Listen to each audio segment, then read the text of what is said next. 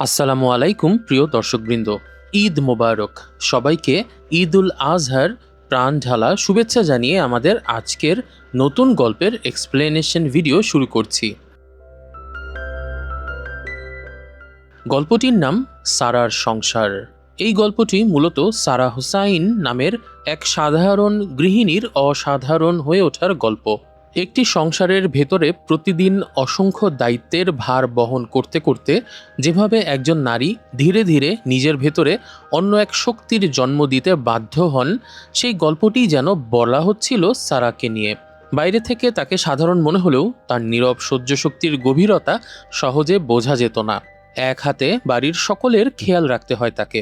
বাগানের গাছের পরিচর্যা, বাসার বাজার, মেয়ে ফারার নাচের ক্লাস, ছেলে ফাহিমের খেলাধুলার আবদার, শ্বশুরের খাবার এবং ওষুধের দায়িত্ব সব কিছু এক হাতে দেখতে হতো তাকে। দিনের শুরু থেকে রাত পর্যন্ত একের পর এক কাজ সামলাতে সামলাতে ক্লান্ত হয়ে পড়লেও সেটি কখনো প্রকাশ করা হতো না। সংসারের প্রতিটি মানুষের চাহিদাকে নিজের প্রয়োজনের আগে স্থান দেওয়াটাই যেন অভ্যাসে পরিণত হয়ে গিয়েছিল সারার। বাড়ির বারান্দায় রাখা ফুলগাছগুলোর প্রতি যত্নেও কোনো কমতি রাখা হতো না, যেন সেগুলোর সাথেও এক নীরব সম্পর্ক গড়ে উঠেছিল তার। তবে রিসেন্টলি সারা একটু অমনোযোগী হয়ে গেছে। পা পিছলে পড়তে যায় ছাদে, পানি না খেয়ে বের হয়ে যেত বাসা থেকে। মেয়েকে আর ছেলেকে নিজে গাড়ি ড্রাইভ করে পৌঁছে দিত ঠিকই, কিন্তু সারার মাথার মধ্যে এক পাহাড় সম চিন্তা দানা বেঁধে উঠছিল। আগের মতো স্বাভাবিক ছন্দে আর দিন কাটছিল না তার। ছোট ছোট ভুল হয়ে যাচ্ছিল অন্যমনস্কতার কারণে। মাঝরাতে ঘুম ভেঙে গেলে দীর্ঘক্ষণ জানালার পাশে দাঁড়িয়ে থাকতে দেখা যেত তাকে। বুকের ভেতরে জমে থাকা অদৃশ্য ভয় ধীরে ধীরে তাকে গ্রাস করে নিচ্ছিল, কিন্তু সেই দুশ্চিন্তার গভীরতা কাউকে বুঝতে দেয়া হচ্ছিল না। তার মেয়ে ফারা নাচের পাশাপাশি একটা নাটকে অভিনয়ের জন্য অডিশন দিচ্ছে। সেই অডিশনের জন্য ছবি তোলার সূত্রে আমির খসরু নামের এক ফটোগ্রাফারের সাথে পরিচয় হয়েছে তার। পরিচয় থেকে ঘনিষ্ঠতায় রূপ নিয়েছে সেটা। এমনিতে খসরু ফটোশ্যুটের নামে ফারার কিছু অশ্লীল ছবিও তুলেছে। কৈশোরের সরল আবেগ আর স্বপ্ন দেখার প্রবণতাই খুব সহজে প্রভাবিত করছিল ফারাকে। প্রশংসা আর মায়াবী কথার আড়ালে ধীরে ধীরে একটি বিপজ্জনক সম্পর্কের জাল তৈরি হয়ে উঠছিল। ফারা বুঝতে পারছিল না যে মানুষটিকে বিশ্বাস করছিল সে, তার ভেতরেই লুকিয়ে রয়েছে এক অন্ধকার উদ্দেশ্য। ব্যক্তিজীবনে খসরু ছিল বিবাহিত, তারপরও ফারা এর কিশোরী মন খসরুর প্রেমে পড়ে যায়। একজন মা হিসাবে বিষয়টা ভাবিয়ে তোলে সারাকে। সারা খুব ভালো করেই জানতো খসরুর চারিত্রিক সমস্যা, তাই নিজেই একদিন খসরুর বাড়িতে গিয়ে তার মেয়ের সঙ্গে সম্পর্ক না রাখার অনুরোধ করে সে। একজন মায়ের ভয়, অপমান আর অসহায়তাকে সেদিন একসাথে অনুভব করতে পেরেছিল সবাই। নিজের আত্মসম্মানকে দূরে সরিয়ে রেখে শুধুমাত্র মেয়ের ভবিষ্যতের কথা ভেবেই সেই বাড়ির দরজায় দাঁড়িয়েছিল সারা। তার কণ্ঠে অনুরোধ ছিল, চোখে ছিল আতঙ্ক, কারণ খুব ভালো করেই সে বুঝতে পেরেছিল ভুল মানুষের হাতে পড়লে তার মেয়ের কিশোরী জীবনের সমস্ত স্বপ্ন মুহূর্তেই ধ্বংস হয়ে যাবে। তবে খসরু সারার কথা রাখেনি। এক পর্যায়ে সে সারার সঙ্গেও অশ্লীল আচরণ করতে থাকে। তবে শেষ পর্যন্ত সারায়ের কাছে 5 লক্ষ টাকা চেয়ে বসে তার মেয়ের জীবন থেকে সরে যাবার মূল্য হিসাবে। এই যে এত কিছু সারাকে একা মেইনটেইন করতে হচ্ছে, এর কারণ হলো তার স্বামী তারেক সাহেব যেন থেকেও নেই। পেশায় তিনি একজন মার্চেন্ট নেভি। বছরের 3 মাস বাড়িতে থাকেন আর বাকি 9 মাস থাকতে হয় জাহাজে। ঘুরে বেড়ান তিনি বিভিন্ন বন্দরে বন্দরে। জাহাজ তীরে ভিড়লে যখন নেটওয়ার্ক পান তখন হয়তো কয়েক মিনিটের জন্য পরিবারের সঙ্গে কথা বলেন। বুঝতেই পারছেন সারার সংসারের সমস্যা সমাধান করার জন্য নিজের পাশে আসলে কাউকেই পাচ্ছিল না। লড়াইটা তাই তার নিজেকে একাই করতে হতো। সমুদ্রের বুকে ভেসে থাকা মানুষদের জীবন একটু অন্যরকম। দূরত্ব সেখানে শুধু মাইলের হিসাবে মাপা হয় না, মাপা হয় অপেক্ষা আর নিঃসঙ্গতার ভেতর দিয়ে। তারেক সাহেব সংসারের জন্য অর্থ পাঠান, দায়িত্ব পালন করেন নিজের মতো করে, কিন্তু সংসারের প্রতিটি ঝড় যখন ঘরের ভেতরে আছড়ে পড়ে তখন সেই ঝড়ের সামনে বুক পেতে দাঁড়াতে হয় সারাকেই। রাতের আধারে সন্তানের জ্বর, শ্বশুরের ওষুধ, ছেলের স্কুল, মেয়ের ভবিষ্যৎ সব কিছুর ওজন যেন নীরবে এসে জমা হয় একজন নারীর কাঁধে। ফারাকে তার মা সারা বাসায় এসে তার প্রেমিক খসরুর আসল চেহারা উন্মোচিত করে দেয়, যদিও ফারা সেসব বিশ্বাস করতে চাইছিল না। কৈশোরের প্রেম বড়ই অদ্ভুত, সেখানে যুক্তির চেয়ে আবেগের রং অনেক গাঢ় হয়। ফারায়ের কাছে খসরু ছিল এক স্বপ্নের নাম। ক্যামেরার ওপাশে দাঁড়ানো মানুষটাকে তার কাছে মনে হতো খুব আলাদা, খুব আপন। তাই মায়ের মুখে যখন সেই মানুষটির অন্ধকার দিকের কথা শোনা গেল, তখন বিশ্বাস আর অবিশ্বাসের মাঝখানে দুলতে থাকলো তার মন। সেদিন রাত গভীর হলে খসরু অভিসার করার জন্য বেয়ে ওঠে ফারাদের বাড়ির ছাদে। ফারা সেখানে তার সঙ্গে দেখা করতে যায়। ফারাকে জড়িয়ে ধরতে চাইলে অবশ্য ফারা খসরুর উপর বেশ রাগ দেখায়। তার মায়ের কাছে টাকা চাওয়াটা সে মোটেও ভালো চোখে দেখে না। খসরু যতই বলুক সে টাকা চেয়েছে নিজেদের ভবিষ্যতের জন্য, ফারা সেটা মানতে পারে না এবং ব্রেকআপ করে ছাদ থেকে নেমে আসে। রাতটা ছিল অস্বাভাবিক নিস্তব্ধ। ছাদের এক কোণে দাঁড়িয়েছিল খসরু, আর তার সামনে ভেঙে গিয়েছিল এক কিশোরী মেয়ের সমস্ত মোহ। ভালোবাসা যখন স্বার্থের গন্ধ পায়, তখন তার সৌন্দর্য খুব দ্রুত ম্লান হয়ে যায়। ফারার মনেও সেদিন প্রথমবারের মতো জন্ম নিয়েছিল ঘৃণা আর হতাশা। ফারা নিচে নেমে যায়, কিন্তু একটু পরেই কিভাবে যেন খসরু ছাদ থেকে নিচে নামতে গিয়ে নিচে পড়ে মারা যায়। রাতের আধারে সেটা কেউ বুঝতেও পারে না। অন্ধকার অনেক সত্যকে ঢেকে রাখে। শহর তখন গভীর ঘুমে ঘুমাচ্ছিল। কেউ জানতো না কোনো এক বাড়ির ছাদ থেকে নিঃশব্দে ঝরে পড়েছে একজন মানুষের জীবন। শুধু রাতের বাতাস হয়তো শুনেছিল সেই শেষ আতঙ্কিত চিৎকার। ভোরবেলা ছাদের কর্নারে কিছু টপ পড়ে আছে দেখে প্রথম সন্দেহ হয় সারার। নিচে তাকিয়ে খসরুর মৃতদেহ দেখে চমকে ওঠে সে। তবে সারা ভেবে নেয় রাতের বেলা হয়তো খসরু এসেছিল তার মেয়ের সঙ্গে দেখা করতে। সেখানে হয়তো তাদের মধ্যে ধস্তাধস্তি হয়েছিল মেয়ে সম্পর্ক রাখতে রাজি না হওয়ায়, এবং তার ফলেই হয়তো খসরু পড়ে গিয়েছিল। সেই মুহূর্তে একজন মা আর একজন সাধারণ মানুষের ভেতরে লড়াই শুরু হয়ে যায়। আইন, ন্যায়, অন্যায় সব কিছুর আগে এসে দাঁড়ায় নিজের সন্তানের ভবিষ্যৎ আর নিরাপত্তা। সারার চোখের সামনে ভেসে উঠতে থাকে ফারার ভবিষ্যৎ, সমাজের নিষ্ঠুর প্রশ্ন, পুলিশের জেরা আর মানুষের কুৎসিত দৃষ্টি। এদিকে ফজরের নামাজ শেষে সবাই উঠে যাচ্ছে ঘুম থেকে। নিজের মেয়ের সম্মান বাঁচাতে সারা ঘটিয়ে ফেলে এক দুঃসাহসিক কাণ্ড। জীবনে কোনোদিন যে মহিলা কোনো প্রাণীকে হত্যা করেনি, সে কিনা খসরুর লাশটাকে নিজ হাতে টেনে ঢুকিয়ে ফেলে গাড়ির পেছনের বুটে। একজন ভীত সন্ত্রস্ত নারী তখন ধীরে ধীরে রূপ নিচ্ছিল সন্তানের জন্য মরিয়া এক মায়েতে। কাঁপতে থাকা হাত, এলোমেলো নিঃশ্বাস, তবুও থেমে যাওয়ার সুযোগ ছিল না। কখনো কখনো মায়েরা এমন কাজও করে ফেলে যেটা তারা নিজেরাও কখনো কল্পনা করেনি। হঠাৎ করে ভোরে বাইরে বের হলে বাসার সবাই সন্দেহ করতে পারে। কাজেই কাজের বুয়াকে দিয়ে বাজারের জন্য কি কি আনা লাগবে সেটার একটা লিস্ট নিজের হাতে লিখে ফেলে সারা। তারপর গাড়িতে করে চলে যায় একটা নির্জন পার্কে। সেখানে খসরুর লাশটা ফেলে রেখে চলে যায়। কিন্তু সুপার শপে বাজার করতে গিয়ে হঠাৎ আবিষ্কার করে বাজারের লিস্টটা খুঁজে পাচ্ছে না সে। আসলে সে লিস্টটা ভুল করে ফেলে এসেছে সেই লাশের কাছে। অজানা এক ভয়ে বুক কেঁপে ওঠে সারার। মুহূর্তের মধ্যে তার শরীর ঠান্ডা হয়ে আসে। মনে হতে থাকে ভাগ্য বুঝি ধীরে ধীরে তার বিরুদ্ধে সাক্ষী জোগাড় করছে। সুপার শপের উজ্জ্বল আলো, মানুষের স্বাভাবিক কোলাহল, কিন্তু সবকিছুই তার কাছে ভীষণ ভয়ঙ্কর লাগছিল। যেন যে কোনো মুহূর্তে পুলিশ এসে বলবে, আপনাকেই খুঁজছিলাম। বাড়ি ফিরে এসে সবার সঙ্গে নাস্তা করছিল সারা। হঠাৎ টিভিতে সংবাদ দেখায় রাজধানীর একটি পার্ক থেকে ফ্যাশন ফটোগ্রাফার আমির খসরুর লাশ উদ্ধার করা হয়েছে। সংবাদ পাঠিকার গভীর কণ্ঠস্বর শুনে মুহূর্তের জন্য থেমে যায় সারার নিঃশ্বাস। চায়ের কাপ হাতে নিয়ে বসে থাকলেও তার ভেতরে যেন তীব্র ঝড় বইছিল। অথচ সংসারের টেবিলে সবকিছু চলছিল আগের মতোই। কেউ খাবার খাচ্ছে, কেউ খবর শুনছে, কেউ চা খাচ্ছে। মানুষের জীবন বোধহয় এমনই, সবচেয়ে বড় বিপর্যয়ের মাঝেও বাইরের পৃথিবী স্বাভাবিক থাকে। কিন্তু খবরটা শোনার পর ফারা ভেঙে পড়ে। সে তার মাকে ডেকে বলে লাস্ট নাইটে খসরুর সঙ্গে তার ব্রেকআপ হয়ে গেছে, তাই খসরুর মৃত্যু সম্পর্কে সে কিছুই জানে না। তবে ফারা এর মনে ভয় ছিল দুটি: এক, পুলিশ তাকে সন্দেহ করতে পারে; দুই, তার কিছু অর্ধনগ্ন ছবি ছিল খসরুর হাতে। ভয় মানুষকে যেন খুব দ্রুত বড় করে দেয়। ফারার চোখের নিষ্পাপ স্বপ্নগুলো যেন এক রাতেই নিভে যেতে শুরু করলো। তার কণ্ঠে কাঁপন ছিল, চোখে ছিল আতঙ্ক। আর সারা বুঝতে পারছিল এই লড়াই এখন আর শুধু একটি দুর্ঘটনা বা একটি মৃত্যুকে ঘিরে নেই। এটি এখন এক মায়ের মরিয়া সংগ্রামে পরিণত হয়েছে, যেই সংগ্রাম নিজের সন্তানের ভবিষ্যৎকে অন্ধকার থেকে বাঁচিয়ে রাখার সংগ্রাম। সারা তার মেয়ের কাছ থেকে সবকিছু শোনার পর তার মাথায় হাত রাখলো। বাইরে সকালের আলো ছড়িয়ে পড়ছিল, অথচ তাদের জীবনের ভেতরে তখন ঘন হয়ে জমছিল এক অনিশ্চিত অন্ধকার। সারা মেয়েকে এসব কিছু নিয়ে ভাবতে নিষেধ করে দেয়। ভুল থেকে শিক্ষা নিয়ে সামনে এগিয়ে যেতে বলে। মায়েরা বোধহয় এমনই হয়, নিজের বুকের ভেতরে হাজার ঝড় বয়ে গেলেও সন্তানের সামনে তারা শক্ত থাকার অভিনয় করে। সারাও ঠিক এমনভাবেই কথা বলছিল সেদিন, যেন কিছুই হয়নি, যেন সে পৃথিবীর সমস্ত অন্ধকার থেকেও নিজের মেয়েকে আড়াল রাখতে পারবে। অথচ ভেতরে ভেতরে সে জানতো বিপদ এখনো কাটেনি, বরং আরও ভয়ঙ্কর কিছু অপেক্ষা করছে সামনে। কয়েকদিন পরেই তাদের বাড়িতে আসে মহসিন নামের একজন সাংবাদিক।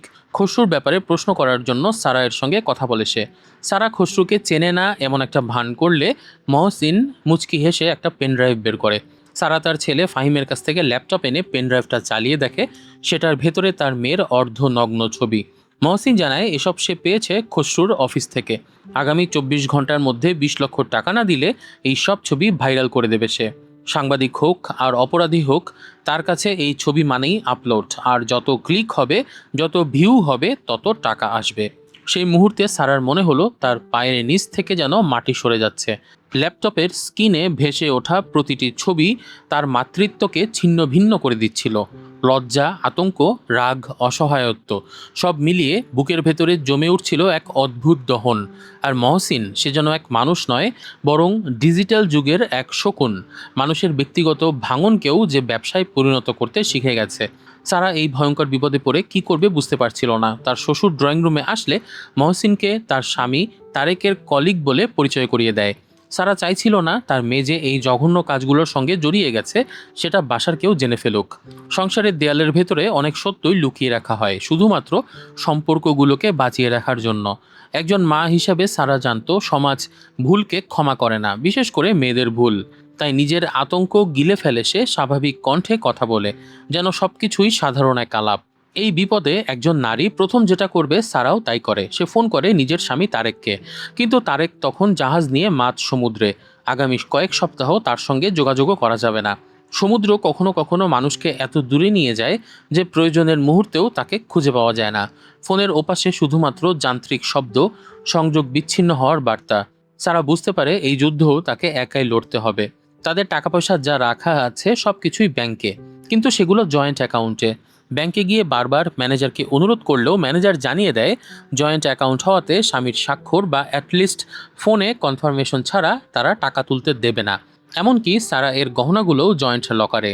ব্যাংকের শীতল কাজঘেরা পরিবেশে দাঁড়িয়ে সারা তখন যেন আরেকবার বুঝতে পারে একজন গৃহিণীর নামে সংসার চললেও তার হাতে আসলে ক্ষমতা খুবই কম থাকে। এত বছরের সংসার, এত সঞ্চয়, অথচ প্রয়োজনের সময় নিজের টাকাতেও তার সম্পূর্ণ অধিকার নেই। কাজেই 24 ঘন্টার মধ্যে 20 লাখ টাকা জোগাড় করা সারায়ের জন্য অসম্ভব হয়ে পড়ে। এই ভয়ঙ্কর সময়ে সারাকে একদম স্বাভাবিক আচরণ করতে হয়।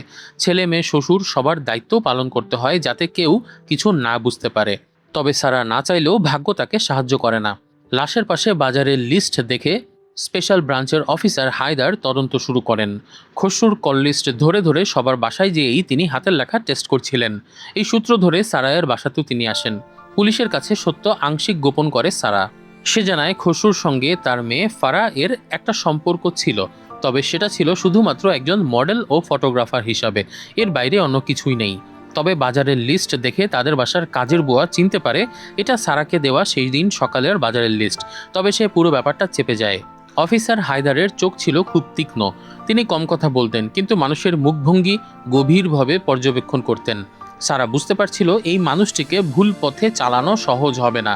তবুও সে মিথ্যা আর সত্যের মাঝামাঝি এক বিপজ্জনক পথে হাঁটছিল, যেখানে প্রতিটি শব্দ ভুল হলেই সবকিছু ধ্বংস হয়ে যেতে পারে। এদিকে পুলিশ চলে যাবার পরপরই মহসিন চলে আসে টাকার জন্য। বাসার ড্রয়িং রুমে মহসিনের সঙ্গে ঠিকভাবে কথা বলতে পারছিল না সারা। কখনো কখনো ছোট ছেলে এসে ফুটবল খেলার বুট চায়, কখনো শ্বশুর এসে বলে ওষুধ ফুরিয়ে গেছে, কিনে আনতে হবে। আসলে স্বামী তারেকের অবর্তমানে সংসারের সব দায়িত্ব নিতে হয়েছিল সারাকে। তাই সে বুট আর ওষুধ কেনার কথা বলে বাইরে যায় এবং মহসিনের সঙ্গে একটি কফি শপে বসে। জীবনের নির্মমতাটা বোধহয় এখানেই। একদিকে ব্ল্যাকমেইল, খুনের তদন্ত, সামাজিক অবক্ষয়ের ভয়, অন্যদিকে সংসারের প্রতিদিনের সাধারণ চাহিদা, সবকিছুই তাকে মেটাতে হয়, কোনো কিছুই থামিয়ে রাখা যায় না। মহসিনকে সারা বুঝিয়ে বলে পুরো সিচুয়েশন, কিন্তু মহসিন তার দাবিতে অনড়।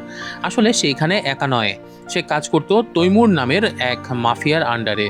সেই তৈমুরই মূলত খসরুকে অ্যাপয়েন্ট করেছিল। তারা বড়লোকের মেয়েদের টার্গেট করে ফটোগ্রাফার খসরুকে ব্যবহার করে তাদেরকে ফাঁসিয়ে দিত। তারপর সেই মেয়েদের ব্ল্যাকমেইল করে কামিয়ে নিত লক্ষ লক্ষ টাকা।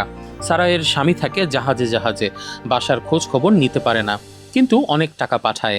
অন্যদিকে তার শ্বশুর অসুস্থ, সেজন্য তৈমুর টার্গেট করেছিল সারা এর মেয়েকে। এখন টাকা না দিলে মহসিন তাদের পরিবারকে ভাইরাল হবার জন্য মানসিক প্রস্তুতি নিতে বলে। সারা তখন বুঝতে পারে খসরু শুধু একজন লম্পট মানুষই ছিল না, সে ছিল আরও এক বড় অন্ধকার জগতের অংশ, যেখানে মানুষের দুর্বলতা, সরলতা এবং আবেগকে ব্যবহার করা হয় ব্যবসায়ের উপকরণ হিসাবে, যেখানে সম্মান বিক্রি হয়, ভয় বিক্রি হয়, এমনকি মানুষের ব্যক্তিগত জীবনও বিক্রি হয় টাকার বিনিময়ে। এদিকে রেস্টুরেন্ট থেকে বের হয়ে সারাকে পুলিশ অফিসার হায়দার আবার জেরা করা শুরু করে। সে বাইরেই দাঁড়িয়ে ছিল সারার জন্য। সে সারাকে প্রশ্ন করে খসরু খুন হবার দিন তাদের বাসায় সকালে কি নাস্তা রান্না হয়েছিল। মূলত এটা ছিল সেদিন তারা কি বাজার করেছিল সেটা বের করার একটা চেষ্টা। কিন্তু সারাও ছিল বুদ্ধিমতী। সে বাজারের লিস্টে যা লেখা ছিল সেগুলো বাদ দিয়ে অন্য জিনিস রান্নার কথা বলে। অফিসার হায়দারের চোখে তখন সন্দেহের ক্ষীণ ছায়া, আর সারা অনুভব করছিল সে যেন ধীরে ধীরে এক গোলকধাঁধার মধ্যে ঢুকে পড়েছে, যেখান থেকে বের হবার পথ ক্রমেই অস্পষ্ট হয়ে আসছে।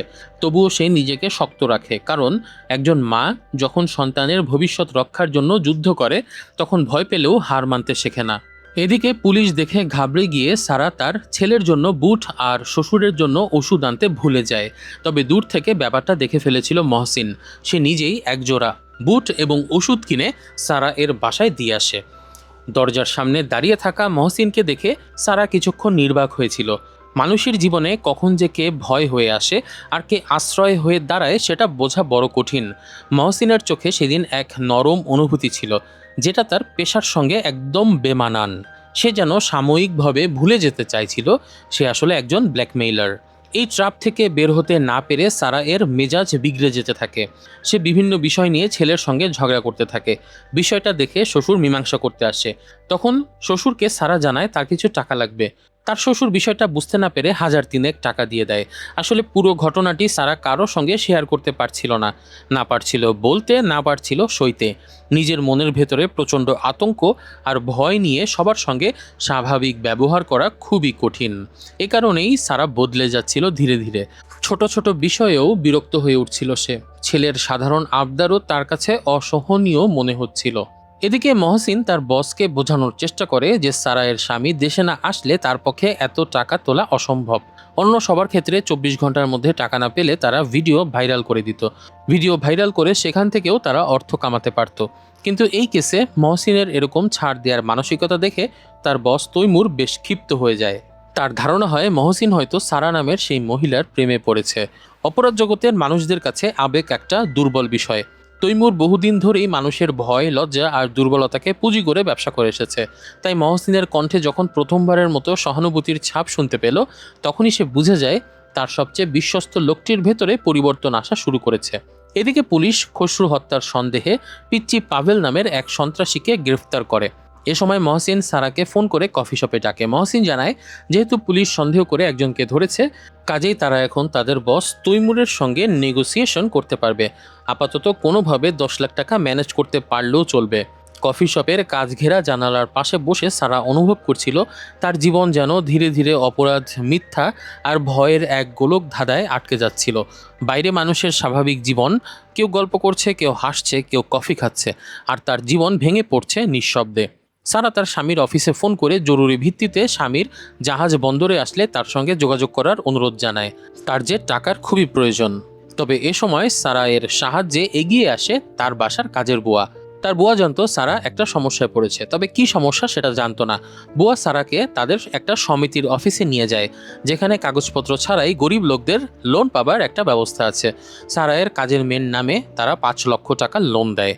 আসলে সমাজে কিছু মানুষ থাকে যাদের নিজেদের কিছুই নেই, তবুও তারা অন্যের বিপদে পাশে এসে দাঁড়ায়। সারায়ের কাজের বুয়াটাও তেমনই একজন মানুষ ছিল। হয়তো সে পুরো সত্যটা জানতো না, কিন্তু নারীর চোখে অন্য নারীর কষ্ট ঠিকই ধরা পড়ে গিয়েছিল। সেই ছোট্ট সমিতির অফিসে বসে সারা প্রথমবার অনুভব করেছিল বিপদের সময় রক্তের সম্পর্কের চেয়েও কখনো কখনো মানবিক সম্পর্ক বড় হয়ে ওঠে। সারা সেই টাকা নিয়ে মহসিনের সঙ্গে দেখা করে তাকে দেয়। মহসিন বলে এই ঝামেলা সলভ করতে পারলে আবার সে সারায়ের সঙ্গে কফি শপে দেখা করবে। মহসিন কথাটা বলেছিল খুব সাধারণ ভঙ্গিতে, কিন্তু তার চোখের ভেতরে ছিল অন্য এক ভাষা, যেখানে হুমকির চেয়ে আকাঙ্ক্ষাই ছিল বেশি, অপরাধের চেয়ে মায়াই ছিল বড়। আমরা বুঝতে পারি আসলে মহসিন সারার প্রেমে পড়ে গেছে। নিঃসঙ্গ এই মহিলা যেভাবে এক হাতে সংসারের সব কিছু সামলাচ্ছে, সেটা দেখে মহসিনের মনে হয়তো তার জন্য মায়া জন্ম নিয়েছে। আর পৃথিবীতে মায়ার থেকে ভয়ঙ্কর জিনিস তো আর কিছু নেই। মায়া এক মুহূর্তেই একজন সন্ত্রাসীকে ভালো করে ফেলতে পারে। আর সারায়ের স্বামী তো মাসের পর মাস ভেসে বেড়ায় জাহাজে। দেখার বিষয় হলো সারা কি মহসিনের এই আহ্বানে সাড়া দেয় কিনা। ওই দিন ৫ লক্ষ টাকা পাবার পাশাপাশি তাদের পরিবারের জন্য আরেকটি সুসংবাদ আসে। সেটা হলো সারা এর মেয়ে ফারা, যে একটা নাটকে অভিনয় করার জন্য অডিশন দিয়েছিল, অর্থাৎ যেই অডিশনে ছবি তোলানোর জন্যই খসরুর সঙ্গে মূলত প্রেম হয়েছিল ফারার, সেই নাটকে সে চান্স পেয়ে গেছে। বাসার সবাই সেটি সেলিব্রেট করতে বাইরে খেতে যায়, কিন্তু সারা মাথা ব্যথার কথা বলে বাসাতেই থেকে যায়। বাড়ির সবাই যখন আনন্দে ব্যস্ত, সারা তখন একা বসেছিল অন্ধকার ঘরে। তার মনে হচ্ছিল এই আনন্দ কেন যেন খুবই ভঙ্গুর। হয়তো সামান্য একটা সত্য প্রকাশ পেলেই সবকিছু মুহূর্তের মধ্যে ধ্বংস হয়ে যেতে পারে। কিন্তু তার মেয়ে ফারায়ের মুখের হাসিটাই ছিল তার একমাত্র সম্বল। এই হাসিটুকু বাঁচিয়ে রাখতেই তো তার এত কিছু করা। মহসিন সেই ৫ লক্ষ টাকা নিয়ে তার বস তৈমুরকে মানানোর চেষ্টা করে, কিন্তু তৈমুর জানায় পিচ্চি পাভেলকে ইতিমধ্যে ছেড়ে দিয়েছে পুলিশ, কারণ পুলিশ জানতে পেরেছে খসরুকে পাভেল খুন করেনি। কাজেই তৈমুর সামনে চেষ্টা করবে এই খুনের ঘটনাটা সারায়ের পরিবারের ওপর চাপিয়ে দিতে। রাত তখন আরও গভীর হয়ে উঠছিল, আর সেই অন্ধকারের ভেতরে ধীরে ধীরে স্পষ্ট হয়ে উঠছিল নতুন এক বিপদ। এখন আর শুধু ব্ল্যাকমেইলের ভয় নেই, এখন সারায়ের পরিবারের মাথার উপর ঝুলছে খুনের অভিযোগের ছায়া। ২০ লাখ টাকার নিচে তৈমুর তখন রাজি হয় না। ফারায়ের ছবি ছেড়ে দিলে তারা ১০ লাখের মতো ইনকাম করতে পারবে, সেখানে ৫ লাখে রাজি হবার প্রশ্নই ওঠে না। এমন সময় তৈমুর মহসিনকে এবং সারাকে জড়িয়ে জঘন্য ভাষায় গালাগালি করতে থাকে। এক পর্যায়ে মহসিন ক্ষিপ্ত হয়ে ওঠে এবং তার বসকে হত্যা করে বসে। তারপর কম্পিউটার থেকে সব ছবি ডিলিট করে দেয় এবং সারাকে ফোন করে বলে সে টাকা ফেরত দিতে আসছে। থিংস পিপল ডু ফর লাভ। অপরাধের জগতে বিশ্বাস বলে কিছু থাকে না, থাকে শুধু লোভ আর ভয়। কিন্তু কখনো কখনো সেই অন্ধকার জগতেও হঠাৎ করে জন্ম নেয় এক অদ্ভুত কোমলতা, যা মানুষের নিজের স্বভাবের বিরুদ্ধেও দাঁড় করিয়ে দেয়। মহসিনের ভেতরেও ঠিক এমন কিছুই জন্ম নিয়েছিল তখন। তার বস তৈমুরের নিথর দেহ পড়েছিল মেঝেতে, ঘরের ভেতরে ছড়িয়ে পড়েছিল আতঙ্কিত নীরবতা। আর তখন মহসিন ধীরে ধীরে কম্পিউটার থেকে ফারায়ের সব ছবি ডিলিট করে দিচ্ছিল। হয়তো মূলত এটাই ছিল তার ভালোবাসার সবচেয়ে বিপজ্জনক প্রকাশ। এদিকে তৈমুরের লাশ পাবার পর পুলিশের কাছে ঘটনা ক্লিয়ার হয়ে যায়। তারা দ্রুত সারাকে ফোন করে এবং জানায় এতদিন ধরে যে মহসিনের সঙ্গে যোগাযোগ করেছে সারা, তার ব্যাপারে সব তথ্য জেনে গেছে সে। মহসিনকে ধরার জন্য পুলিশ ফাঁদ পাতে। সারায়ের সঙ্গে যখন মহসিন দেখা করতে আসবে, তখনই গোপনে তারা বাসায় লুকিয়ে থাকবে এবং ধরে ফেলবে মহসিনকে। সেই রাতটা সারায়ের বুকের ভেতরে আবারও জমিয়ে দিয়েছিল এক অদ্ভুত চাপা আতঙ্ক। কারণ এবার বিপদটা অন্যরকম। মহসিন ছিল অপরাধী, এটা সত্য, কিন্তু একই সঙ্গে সে এমন একজন মানুষ যে তার মেয়ের জীবন বাঁচিয়েছে, তাদের সম্মানও রক্ষা করেছে। মহসিন আসে টাকা ফেরত দিতে এবং সারাকে জানাতে যে তার মেয়ের সমস্ত ছবি ডিলিট করে দিয়েছে। সারা বুঝতে পেরেছিল মহসিন তাকে ভালোবেসে ফেলেছে এবং সেজন্যই তার এত উপকার করেছে, কিন্তু সবার আগে তার নিজের সংসার। দরজার সামনে দাঁড়িয়ে থাকা মহসিনকে সেদিন খুব ক্লান্ত লাগছিল, যেন কয়েকদিনের মধ্যেই সে বহু বছরের ভার বহন করে ফেলেছে। তার এক হাতে টাকার ব্যাগ আর চোখে অন্য ধরনের শান্তি। সে ধীরে ধীরে বলেছিল, সব ডিলিট করে দিয়েছি, আপনার মেয়ের আর কোনো ভয় নেই। তার সেই কথার মধ্যে কোনো হুমকি ছিল না, কোনো দাবি ছিল না, শুধু ছিল অদ্ভুত এক তৃপ্তি, যেন জীবনে প্রথমবারের মতো সে কাউকে ধ্বংস না করে বাঁচিয়েছে। সারা পুলিশ আসার খবর মহসিনকে জানায় না। মহসিন ভালোবাসার টানে সারার কাছে আসলেও পুলিশ তখন তাকে গ্রেফতার করে। ঘরের অন্ধকার কোণ থেকে বেরিয়ে আসে অফিসার হায়দার এবং তার টিম। মুহূর্তের মধ্যেই শুধু চারপাশ বদলে যায়। মহসিনের কোনো প্রতিরোধ করে না, শুধুমাত্র তাকিয়ে থাকে সারায়ের দিকে। সেই দৃষ্টিতে অভিযোগ ছিল না, বরং ছিল এক ধরনের মেনে নেওয়া। সে জানতো সারায়ের কাছে তার ফ্যামিলি সবচেয়ে আগে এবং তার সংসারই ফার্স্ট প্রায়োরিটি। মহসিন চাইলে তার বসের সঙ্গে বেইমানি নাও করতে পারত। সারার মেয়ের ছবি ভাইরাল করে কামিয়ে নিতে পারত লক্ষ লক্ষ টাকা, আবার সবকিছুর পর ৫ লক্ষ টাকা ফেরত নাও দিতে পারত। কিন্তু সবই সে করেছে তার ভেতরে হঠাৎ জন্ম নেওয়া এক মায়ার কারণে। পুলিশের কাছে সে স্বীকার করে সেদিন খসরুকে ছাদ থেকে ধাক্কা দিয়ে সেই ফেলে হত্যা করেছিল। আসলে প্রথম দেখাতেই এই সংসারটার প্রতি এক ভালোবাসার জন্ম নিয়েছিল তার। সারায়ের মোহনীয়তা, সংসারের প্রতি দায়িত্ববোধ আর পুরো সংসারে ছড়িয়ে থাকা ভালোবাসার অধিক্ষেত্র দেখে একটা মোহ মায়ায় পড়ে যায় মহসিন। একসময় সে নিজেকে এই সংসারেরই একটা পার্ট হিসেবে কল্পনা করতে থাকে। এই জন্যই আমরা দেখেছিলাম সারা এর ছেলের জন্য বুট কিংবা শ্বশুরের জন্য ওষুধ কিনে আনা এই কাজগুলো মহসিন করেছিল সযত্নে। মহসিনকে পুলিশ ধরে নিয়ে যায়। তার একটু পরেই রেস্টুরেন্টে খেয়ে বাড়িতে ফিরে আসে সবাই। এই যে কয়েক সপ্তাহ ধরে সারা যে কী পরিমাণ মানসিক প্রেশার নিয়েছে সেটা বাড়ির কেউই জানতে পারল না। এমনকি জাহাজ বন্দরে ফেরার পর যখন তার স্বামী তারেক সাহেব ফোন করেছিল, তখন মিষ্টি হেসে সারা জবাব দিয়েছিল, কিছুই হয়নি, সবাই ভালো আছে। এই একটি বাক্যের ভেতরেই হয়তো লুকিয়ে আছে হাজারো নারীর না বলা গল্প। কত কান্না, কত ভয়, কত দুঃস্বপ্ন, কত নিঃসঙ্গ যুদ্ধ সবকিছু লুকিয়ে রেখেও তারা সংসারকে আগলে রাখে, যেন কেউ জানতেও পারে না প্রতিদিন কত বিপর্যয়ের সামনে দাঁড়িয়ে থেকেও তারা স্বাভাবিক হাসি হেসেছিল। প্রিয় দর্শক, এভাবেই কখনো কখনো একজন সাধারণ গৃহিণীর গল্পও অসাধারণ হয়ে ওঠে। সারার সংসার শুধুমাত্র একটি থ্রিলার গল্পই নয়, আসলে আমাদের চারপাশে ছড়িয়ে থাকা অসংখ্য নীরব নারীর জীবনের প্রতিচ্ছবি। সেই সব গৃহিণীরা যারা প্রতিদিন সংসারের হাসি বাঁচিয়ে রাখার জন্য নিজের কান্নাকে লুকিয়ে ফেলে। বাইরে থেকে যাদের জীবন খুব সাধারণ মনে হয়, কিন্তু ভেতরে ভেতরে যারা লড়াই করে যায় পাহাড় সমচাপ, নিঃসঙ্গতা এবং অজস্র অজানা ভয়ের বিরুদ্ধে। এই গল্প আমাদের শেখায় একটি পরিবারের সবচেয়ে শক্তিশালী মানুষটি অনেক সময় সেই মানুষটি হয় যাকে আমরা সবচেয়ে সাধারণ বলে ভাবি। একজন গৃহিণী শুধু রান্নাঘর বা সংসারের দায়িত্ব সামলান না, একই সঙ্গে তিনি একজন মা, একজন রক্ষক, একজন যোদ্ধা, আবার প্রয়োজনে পুরো পরিবারের ছায়া হয়ে দাঁড়ান। গল্পটি আরও এক কঠিন বাস্তবতার দিকে আমাদের চোখ খুলে দেয়। ডিজিটাল এই সময়ে সম্পর্ক, বিশ্বাস আর ব্যক্তিগত গোপনীয়তা কত সহজেই না মানুষের বিরুদ্ধে অস্ত্র হয়ে উঠতে পারে। ভুল মানুষকে বিশ্বাস করার মূল্য কখনো ভয়ঙ্করভাবে দেয়। তাই আবেগের চেয়ে সচেতনতা আর সম্পর্কের চেয়ে আত্মসম্মান বোধকেই বেশি গুরুত্ব দেওয়া জরুরি। মহসিনের চরিত্রটিও আমাদের মনে করিয়ে দেয় মানুষ সম্পূর্ণ কালো অথবা সম্পূর্ণ সাদা নয়। কখনো কখনো ভালোবাসা, মায়া কিংবা একটি পরিবারের উষ্ণতা একজন অপরাধীর ভেতরেও সুপ্ত মানবতাকে জাগিয়ে তুলতে পারে। তবে সেই মায়া শেষ পর্যন্ত তাকে মুক্তি দেয়নি, কারণ ভুল পথের পরিণতি একদিন না একদিন মানুষকে ভুগতেই হয়। সবশেষে সারার সংসার এক নীরব মায়ের গল্প, যেই মা তার নিজের জীবনের ভয়ঙ্কর সময়ও পার করে ফেলে পরিবারের সামনে শুধুমাত্র একটি কথাই বলতে পেরেছিল, সবাই ভালো আছে। হয়তো পৃথিবীর সবচেয়ে বড় ত্যাগগুলোর ভাষা এরকমই হয়।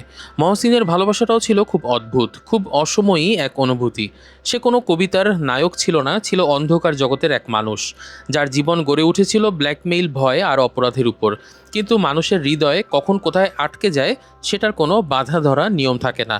সারার ভেতরে মহসিন যা দেখেছিল সেটা শুধুমাত্র এক সুন্দরী নারী নয়, সে দেখেছিল এক নিঃসঙ্গ অথচ দৃঢ়চেতা মানুষ, যে ভেঙে পড়েও সংসার আগলে রাখে। স্বামীর দীর্ঘ অনুপস্থিতি, সংসারের ভবিষ্যৎ, অসুস্থ শ্বশুর, সামাজিক সম্মান, সব কিছুর ভার একা কাঁধে নিয়েও সারা যেভাবে প্রতিদিন স্বাভাবিক থাকার অভিনয় করত, সেটাই মহসিনকে স্পর্শ করেছিল। একজন অপরাধীর জীবনেও কখনো কখনো সংসার নামের অনুভূতিটা খুব তীক্ষ্ণভাবে ধরা দেয়।